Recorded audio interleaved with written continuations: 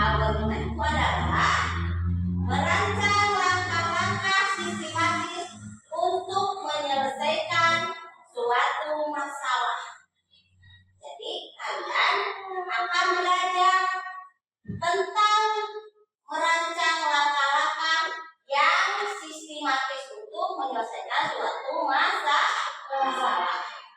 Sekarang ibu mau bertanya, kalian pernah tidak memasak makanan kesukaan kalian, tapi dimasak oleh sendiri? Pernah tidak? Tidak pernah. Coba contohnya apa? Masak apa? Nanti rata-rata semuanya makanan kesukaannya adalah mie. Mie ya, ada mie goreng, ada mie rebus. Kalian sudah memasaknya dengan betul tidak? Betul. Memasaknya bisa dengan betul tidak? Sesuai dengan langkah-langkahnya.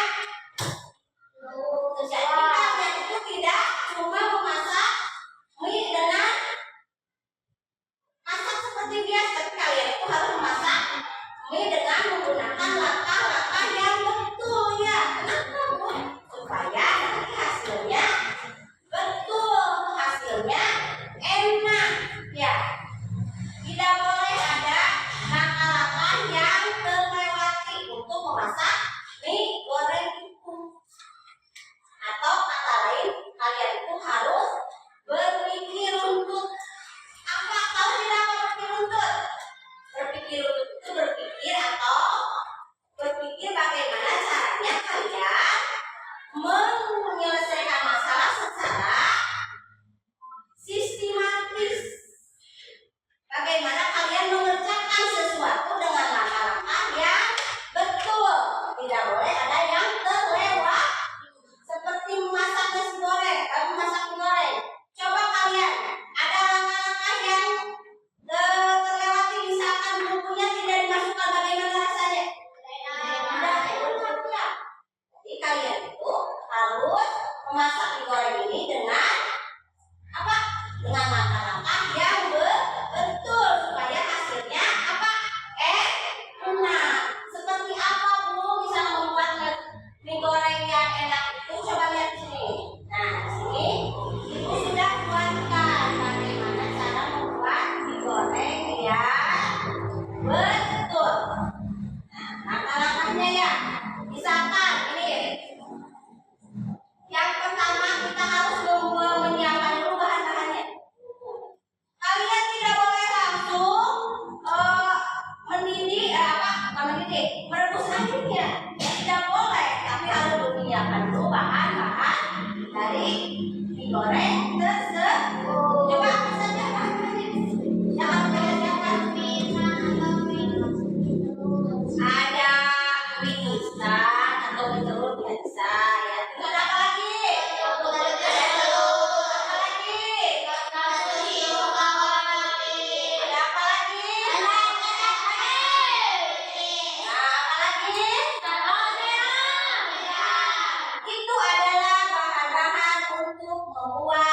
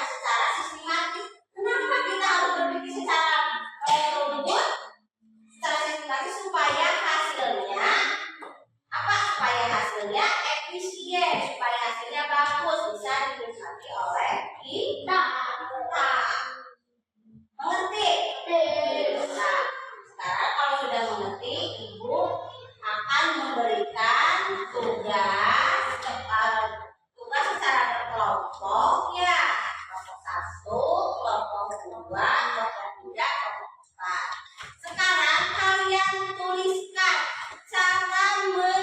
langkah-langkah cara mengikat gigi secara sistematis ya. Nah, Ibu kasih waktu 15 menit. Nanti kalau sudah selesai nanti akan dipresentasikan per kelompok yang depan. Ya? Silakan kerjakan. Coba kelompok 1 sudah belum? Ini buku. Kalian. Ya, coba kelompok 2.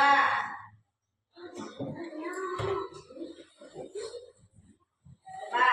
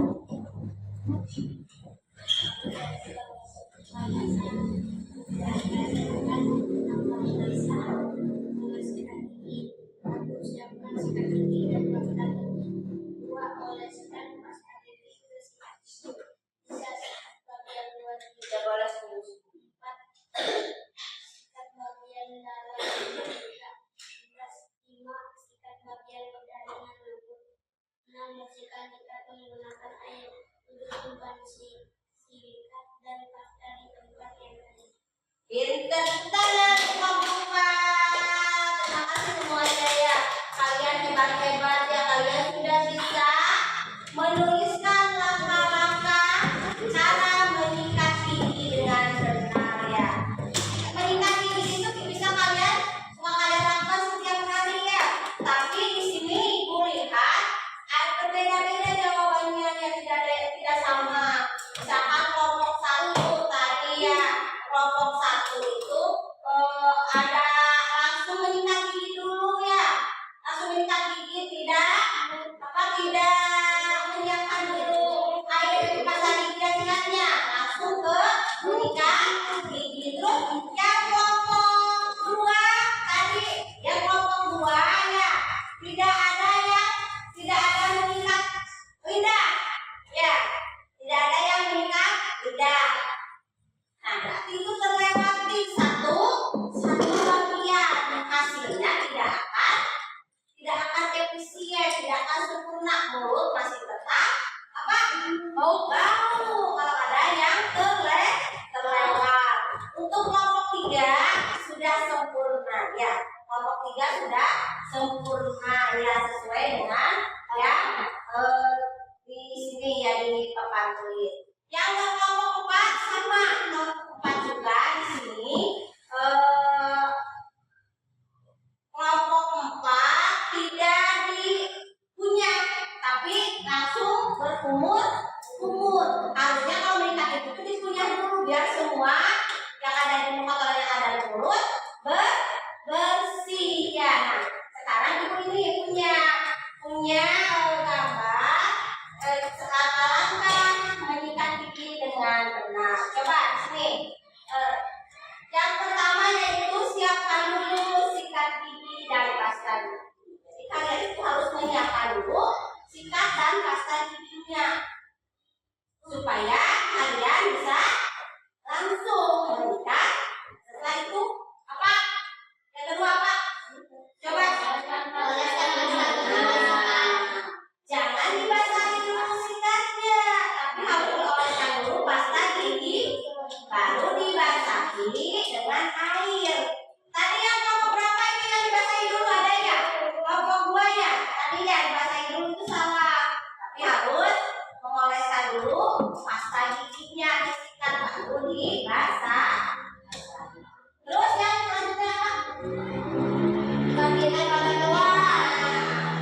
Tadi yang kelompok 4 langsung ke basin, yang kelompok 4 langsung ke dalam. Tidak boleh. Tapi rehat, tidak boleh. Perhatikan.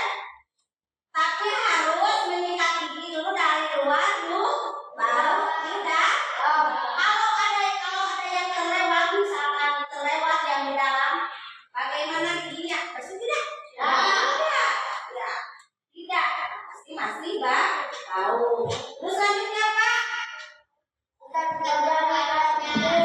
bagian dalam gigi, terus sikat permukaan kunyah, terus sikat lidah. Jangan lupa ya, lidah harus disikat supaya tidak tapi tidak boleh keras-keras, nanti akan terluka.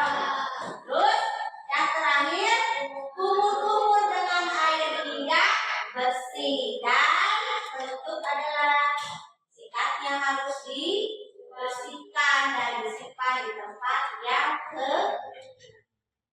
ini adalah cara langkah-langkah menyikat gigi dengan baik. Kalau di antara langkah-langkah ini ada yang terlewat, berarti hasilnya tidak akan bagus, tidak akan efisien. Mulut masih bau. Seperti itu ya. Contoh berpikir algoritma dalam kehidupan sehari-hari. Ini contohnya memasak, digoreng, dan juga menyikat gigi. Jadi bagaimana hubungannya dengan algoritma dan kehidupan itu, apa hubungannya? Supaya kita bisa berpikir secara bagaimana